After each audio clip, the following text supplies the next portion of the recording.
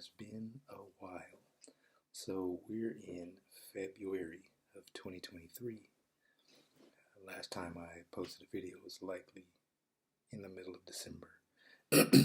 So what's been changing? I'm going to go ahead and throw this out there. So in sharing the kind of information I share, I've had to work in a few different fields. Well, not really fields, different areas in the same field. So I started out my career in education working at the high school level, right? At a very, I guess we can kind of call it a prestigious high school, being that it is, I wonder where it is on, let's see, top 20 high schools in California, which is where I'm at. Let's see, where's it at? Public high schools in California. 2023 used to be best. Oh my geez, I see. Number 1 is where I started out in high school. Number 6 is the rival. Let me go ahead and search. I really thought the high school I worked at was going to be on the first page in the top 20. It's not in the top 20? Whoa. Anyhow, that's where I started out, at the high school. Then I started working at the community college level, which is where I have found, which is where my passion is, because it's kind of the place where everybody gets another chance, or you can just elevate yourself and separate yourself from the rest of the students easily, especially if you're taking community college courses while you're in high school. Then I said, all right, one day I'll work at a four-year university. But before that, I wanted to try and see how working in those kind of vocational programs that prepare students for, let's say, automotive or IT or electrical, plumbing, home builders association, things like that. And so I did that for about a year. Of course, if I were to be, kind of part of another similar program that does the same thing, things may have been, more enjoyable, but just kind of what I saw.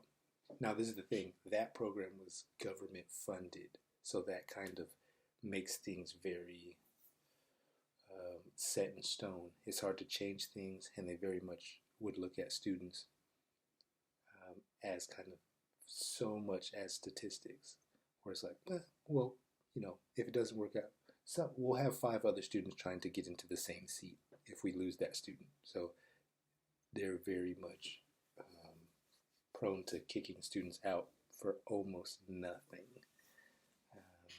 and very strict about their policies. And so after that, I said, all right, let me go ahead and get into the four-year university. So I am currently at UCLA in the engineering department. So I'm the lead counselor of Mechanical and Aerospace Engineering.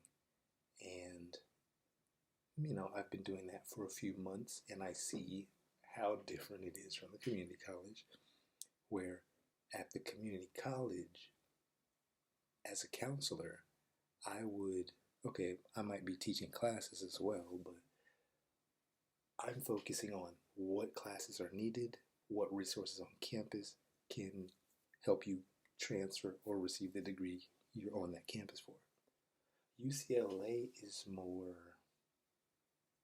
so there is that counseling piece where it's like, all right, what kind of classes do you actually need to take to finish your degree in 4 years if you came in as a freshman, and in 2 years if you came in as a transfer.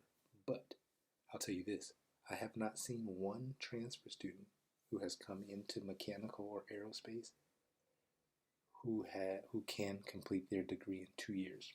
Every single, regardless of how many AP classes they had, how much of I Get C they did, general education, if they did every single class that was on assist.org that everyone knows to do, is just 3 years is required, and really that's how they should advertise it. So I appreciate what I'm gaining from UCLA, being that it's kind of like I would I'm taking on the role of the registrar of the maybe the dean of the department, um, which is cool because then it's more, every decision is more in my hands, honestly. Like a student can students have quite a bit of power at the four-year university too. They can petition all kinds of things. They can write letters directly to the dean of engineering, or the vice chairs, or petition different things. Um, they can almost make their own major. So everything I deal with mostly is, some is computer science, but mostly mechanical, and aerospace engineering. And those aerospace students either go into the aeronautics track or the space track, depending on their interest. They can take a class from like civil engineering. If they can come up with a good reason to be using a civil engineering class, or civil and environmental engineering is what it's called, they can just say, hey, do you mind if I use this as an elective? And it's not, I don't have to go check with anybody. Um, Now, if it's completely off, like a student is trying to use a cooking class, not to say that there are any, but there are classes that have to do with food. Let's say they're trying to take a nutrition class, and they're like, I'm trying to use a nutrition class as as an elective for mechanical engineering. That, I mean, even though I can okay that, that would come back and haunt me at some point. At some point, somebody will say, what in the world did you okay a nutrition class being used for mechanical engineering for? But I could. Um, so, things to know. There are a lot of things that I could share at the community college level that would be helpful to students going into engineering. Um, that is just unknown. It's stuff that I didn't know, when the majority of my time was going toward community college students, helping them transfer. It would be that we have our own information. UCLA would tell us what we need to know, and so we share with students what we do know, and then it goes, okay, but it takes you 3 years to graduate. Even though we would say, you could get through this in 2 years if you take the right coursework. No, you can come in and take 18 units, a quarter. That's UCLA's on quarter. Maybe even 20, and still not be able to finish in 2 years, for the simple fact that those junior and senior level classes have to happen in a certain order, where it's just basically it's like 6 quarters is what you have. You have your first fall, and then winter, spring, and then fall, winter, spring. No, you're gonna need summers. You're gonna need. It takes 3 years. I'm going to upload this. I don't know what the outcome is going to be. There's not going to be that much, editing in the middle of the video. But I did want to jump in here just to get into the routine of making videos that are useful to those that have subscribed. And this was going to be a live. So I clicked on the live. I was like, why not? And it basically said, oh, thanks for the request to go live, but you have to wait 24 hours to do that. And so it became a video. Like I said, no real editing. I'm just going to slap this out there. And, on my days that I work remotely, I will, maybe like during my lunchtime, I will put something out there, and I'll get back to my shorts because I haven't introduced any new colleges recently. Matter of fact, I'm going to do this. I'm going to go run right now and grab a shirt and see if it's a college I haven't shared yet.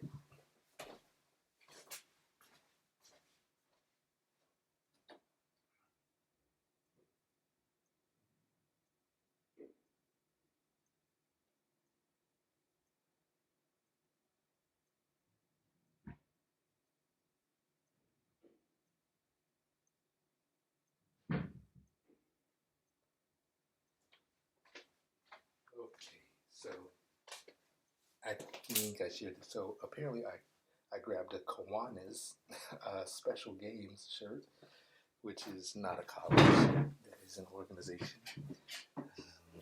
But then I also grabbed, and let me make sure, I could be doing all this and not be recording, but Concordia University, which is in Austin, Texas, founded in 1926. I guess I'm going to look into that. I'm probably going to make put this on and then make a YouTube short right after this and just say what kind of majors they're known for and where they place a lot of their students. All right, 10 minutes. That's a long video, but it's here.